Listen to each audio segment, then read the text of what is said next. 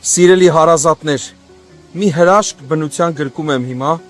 ջրվեժը շատ երկար, տեսեք ոնց է, վերևից ջուրը ուղակի շատ առատ հոսում, վերջում վերածվում ջրի ցողի։ Գիտեք, մեր կյանքում էլ երբ որ բաց թողենք աստվածային ջրերը, Աստծո խոսքի առատ հայտնությունները,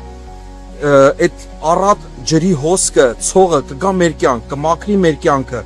ամեն աղտեղությունից, ամեն սխալ բաներից, բայց երբ որ փակում ենք Աստվածաշունչը, Աստծո խոսքը, այլևս չի գալիս մեր կյանքի մեջ որպես ջուր, որպես ջրերի ցողեր, այդ ժամանակ մենք չորանում ենք, հեռանում ենք Աստծուց, ու Աստված չի կարողանում այդ թարմ ջրի զորությամբ